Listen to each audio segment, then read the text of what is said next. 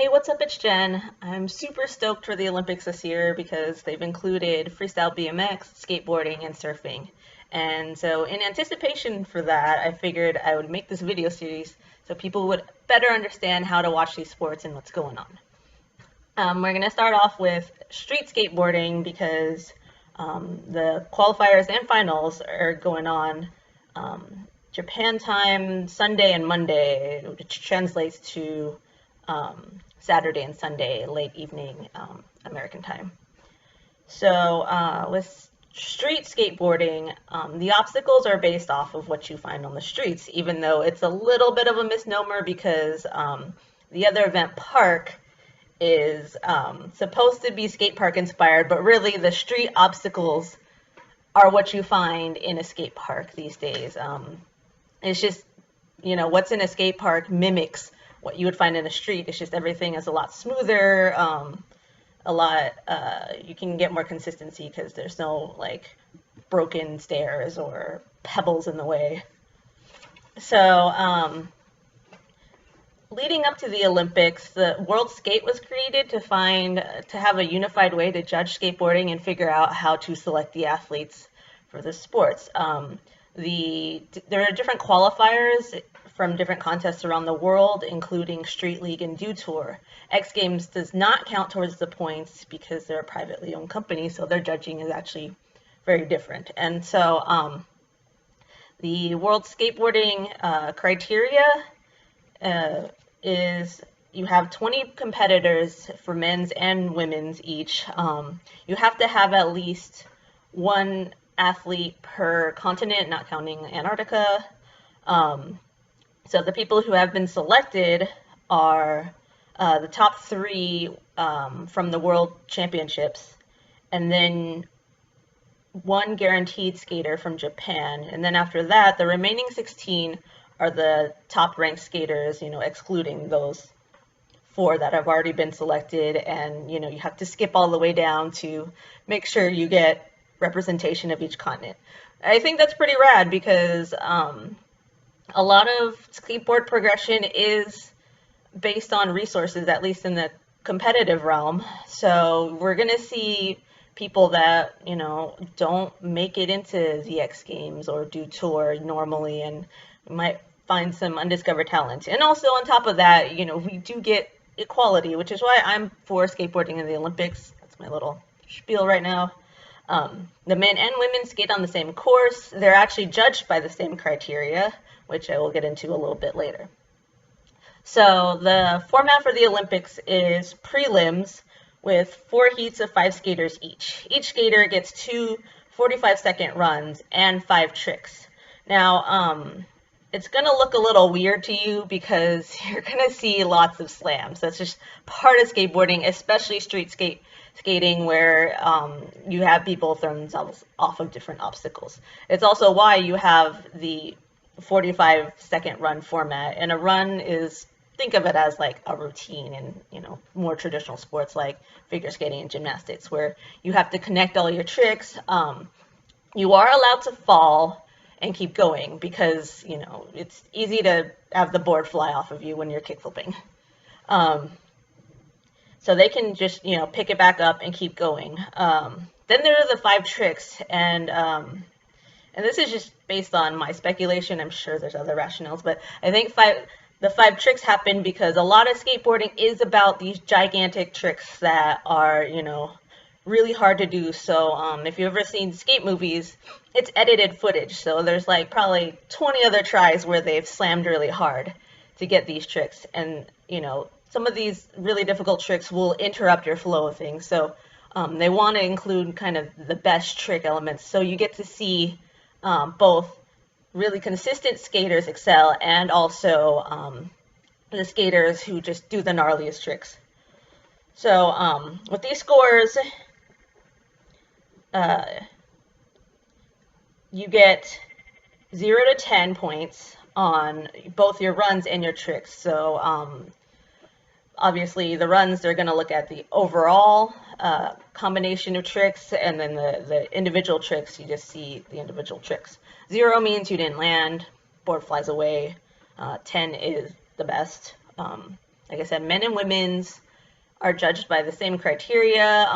So because men's skateboarding has had time to progress more, you'll see higher scores, whereas women get lower scores. It doesn't mean that they suck. Like, I always see people commenting about that. It just means, like, right now where they are in the progression of skateboarding, they're a little bit not as difficult with the tricks that they're able to do. And, that's a whole nother conversation. So each judge gives out these scores. I don't know how many judges there are. I want to say 5 or 6. But the highest and lowest scores from each judge, or from the pool of scores from the judges, are dropped. Then you average them together. This average is then taken for your 2 runs, 5 tricks. So you have 7 different averages. Out of those, you take the 4 best, I believe. That's what I'm reading here. It was actually kind of hard to find this information because it is a little complex, and I want to give shout out to Skate Like a Girl because they did a really good conversation about how the Olympics came to be, all the nuances of judging, and then some additional commentary, and I'll drop the link in this video. But yeah, so you get your 4 best scores. It doesn't matter if it's 2 runs, 2 tricks. I guess you could get 4 best tricks, although usually the best skaters are going to be a mix of those, because if you manage to land all 4 of different amazingly hard tricks, that is very, very unusual, but pretty rad anyway. And then so if you were to do everything perfect, you'd get a perfect 40. And then that's how placement is decided. And then the top 8 from the qualifiers go on to the finals with the same format. So judging is the most contentious part, obviously. Skateboarding is a very subjective sport, but they've developed some criteria, and this is actually from the official World Skate site. There are 5 different categories. The first one is difficulty and variety. Pretty self-explanatory. You want somebody who's able to do hard tricks and able to do a variety of them, not just a one-trick pony. Second is execution. So obviously you have to land the trick, make sure it looks good. Third is use of course, and that's why the runs are going to matter a lot, because you don't want one person staying in one little area of the park. You want them to use the variety of obstacles. Fourth is flow, and that's another aspect of the runs where you're linking all your tricks together. And even in the individual tricks, a lot of what skateboarding is a combination. Once you get to the advanced levels, a combination of different tricks. So you'll flip onto a rail, or you'll flip off, and that's one trick because it's just a combo. So are you able to do it all really smoothly, and don't waste your time when you're on your runs. The last aspect is repetition, and so this one I found really interesting, because you would think that repetition is good because it shows consistency, but really repetition actually works against you, because a lot of skateboarding is creativity. So if you keep doing the similar tricks over and over again, it means that you don't have as a big skill set as maybe other skaters. So repetition, if they see people kind of doing the same tricks over and over again, repeating their runs, repeating the tricks, that means, you're not a very diverse skater. So that's going to count against you. Because it'd be if you land a 360 for all your 5 tricks, that's not, it's you can do a 360, but what else can you do? So something you're going to hear in the commentary, and that factors into judging, is called style. Style is obviously really hard to define because, everybody's idea of it is different. But I think the easiest way to think of it is, if you don't know anything about skateboarding, does it look good to you? Does it look hard? Does it look like they're doing it effortlessly? I think that's a lot of what factors into style. But The actual definitions that they've included are there's two components. There's objective and subjective. So the objective components of style include like height, like, you know, how high off the ground you get, you know, are you taking the bigger obstacles? Speed, because slowness, you know, it's going to affect how you do your trick and if you land it anyway, but just, you know, speed is good in that it adds to your flow. It gives you more power. And then obviously, you know, whether you land it or not. And there are like aspects of landing too where if you've seen the Tony Hawk 900 video, he did a little squat land and hand brushes. So, you know, in a normal situation, in a normal skating context, that's not great because he touched the ground. But, you know, that was the 900, first ever done. We'll give it a pass. The subjective aspects of style include, is it aesthetically pleasing to the eye, which obviously everybody has their own idea of what that means. But a lot of that I hear get defined as like effortlessness, smooth, like transitions, like in and off the rail, things like that. Aggression, like you don't want to be hesitant in doing your tricks. You want to fully commit.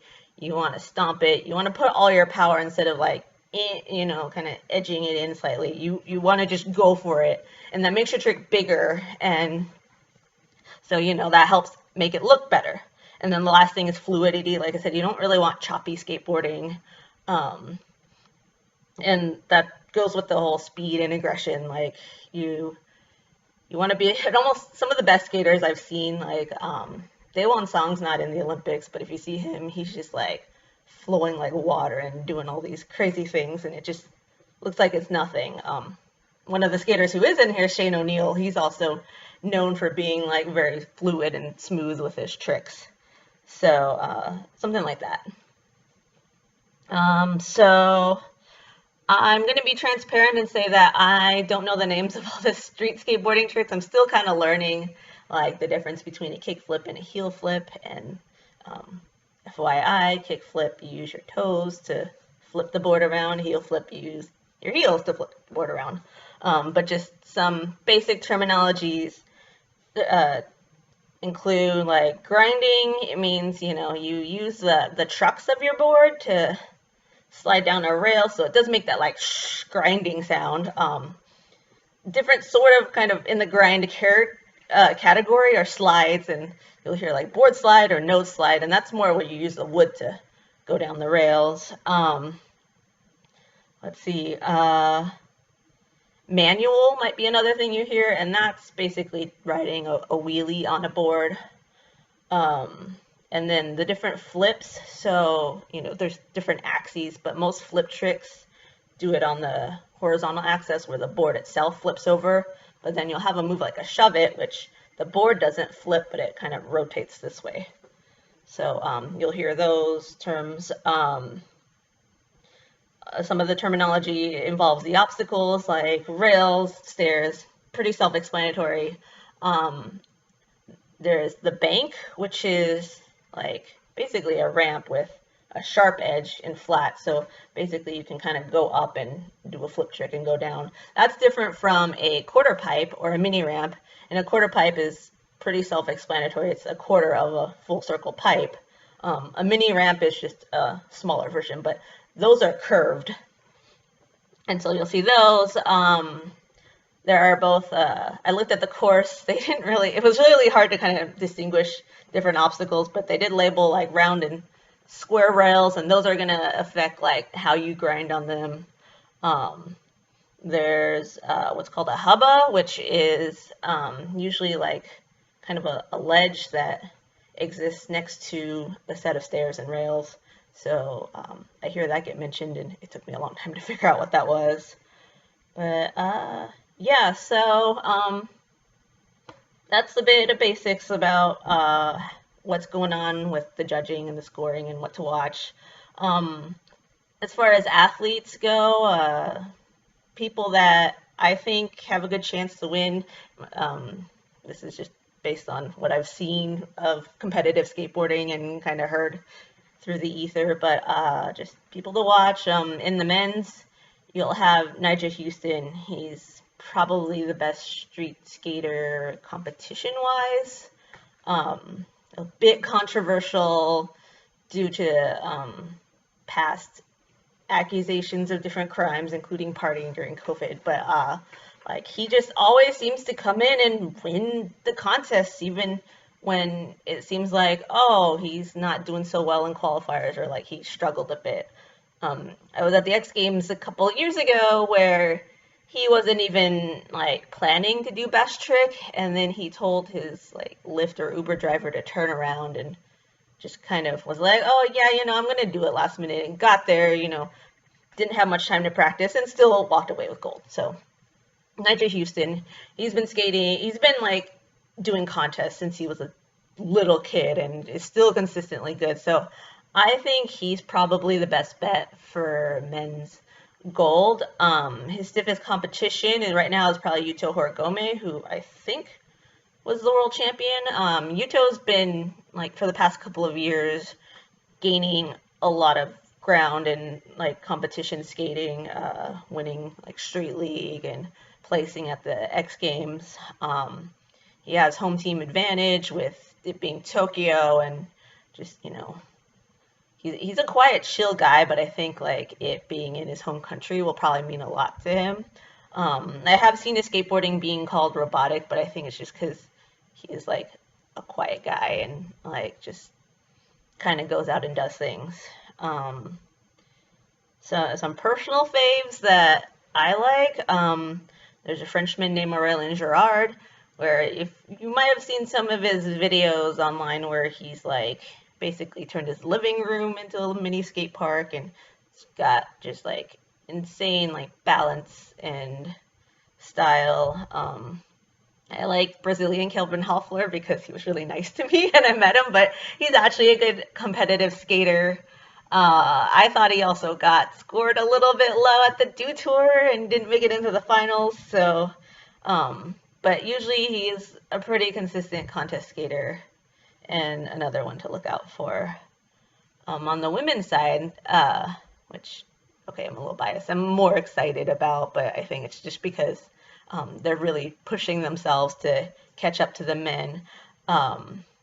It's going to be a battle between Japan and Brazil, with maybe US popping in for a surprise, but I think my pick for gold is Aori Nishimura. She's world champion, just a competitor. I think she's hungry because she's come back from an injury, and yeah, she's consistently like a lot of street skateboarding involves calculating like what are the tricks to do. Like for your runs, you don't want to do all your hardest tricks because it's going to zap a lot of energy out of you, and the judges might be like, oh, I already saw that in your runs, so you do it again in your tricks, that's not going to look as good. So Aori is definitely like a very calculating skater. The Brazilians too are kind of the same way. Leticia Buffoni is probably the most well-known women's skater. She really like inspired a lot of younger skaters in Brazil, and you can see them kind of catching up and even surpassing her. So like one of her, I guess, proteges, Pamela Rosa, is probably the one that's going to give Aori the toughest time, because Pamela is also very calculating. She like thrives off of pressure, totally serious, like and she started young too. Actually, all of these they're still pretty young, but yeah, Pamela is a fierce competitor, and I can see her possibly medaling too. But some other ones to watch out for, the third skater from Brazil, Raíssa Leal. You might know her as the girl in the fairy costume, just kick flipping off those stairs. That was years ago. She's still pretty young. I think she's a preteen, like 12 or 13. But when it comes to, like, she would embody what aggression is, because she is this tiny little girl who just throws herself off stairs and, like, tackles those rails like it's nothing. And, like, you wouldn't believe it, just given how small she is. So, I don't know if she has what it takes yet to win, but she's got some high placings in contests, so she'll be up there and she'll be just fun to watch because she is this like tiny powerhouse. As I said, U.S. might be surprising because we have Alexis Sablone and Mariah Duran, both of whom have won X Games. Mariah has definitely worked on her consistency, and I've also followed her on Instagram to see her training hard, so she might be a surprise. Alexis definitely has all the tricks. A lot of her deal is that it's kind of the mental game because she'll either get the gold or not qualify or barely qualify. So if she can like overcome that mental game, I think she could be a surprise gold medalist, and I love her because MIT grad, like she's doing all these things and still manages to be one of the best skaters out there. And then kind of some sad news because I wanted to see her skate and have her time to shine is Candy Jacobs of the Netherlands has been tested positive for COVID. I don't think she will recover, like be out of quarantine in time for the finals, but I don't know the rules about that. But yeah, it's a bummer because Candy Jacobs is another really fierce female street skater, and she's one of the older ones, but someone at the X Games once described her as a Viking, and I think that's pretty apt because she's got like side shape and tattoos, and she looks so badass. But just contest-wise, when it comes to the finals, just somehow it just hasn't fallen into place for her. So, and sometimes it's nerves, and sometimes it's just luck because you'll see skaters just land everything, and then suddenly when the cameras are all on you, and like you hear the buzzer and everything, it's hard to put things together with all that pressure, and so I was hoping that she might have her time to shine, and because she's been having a really good year, past couple of years, getting on a birdhouse and everything. But since she's in quarantine, I don't know if she'll be able to compete. So it's getting kind of long, but this is my Olympic street skating preview. For those of us in Central Time, this is when it'll be on. The qualifiers are on USA on July 24th. That's a Saturday, starting at 6:30 p.m. Finals will be on USA starting at 10:25, but then move to NBC at 11 p.m. And that's for the men's. For the women's, it's the next day. Again, US Central Time, July 25th. That's a Sunday, 6:30 on CNBC, and then finals are at 10:25. I think also on CNBC, which kind of sucks because, dang it, women skating always like doesn't get as much coverage as the men's, but I'm hoping NBC will do a recap, and of course there's the live stream. But let's get some. Hopefully the regular channels will cover a little bit of that, and that's it. I'm not sure if I'm going to do a recap video because I've got other previews to follow, but maybe at the very end I will just recap everything, and you'll probably see me either live tweet or live Facebook post everything that's going on. And so, yeah, I hope this helps somebody that I know. I'm sure there are better explanation videos. Like I said, Skate Like a Girl has a really great one. But I'll list a couple other resources, and yeah. So have fun. I don't know if this will be out before the opening ceremonies, but yeah, let's enjoy this and be stronger together.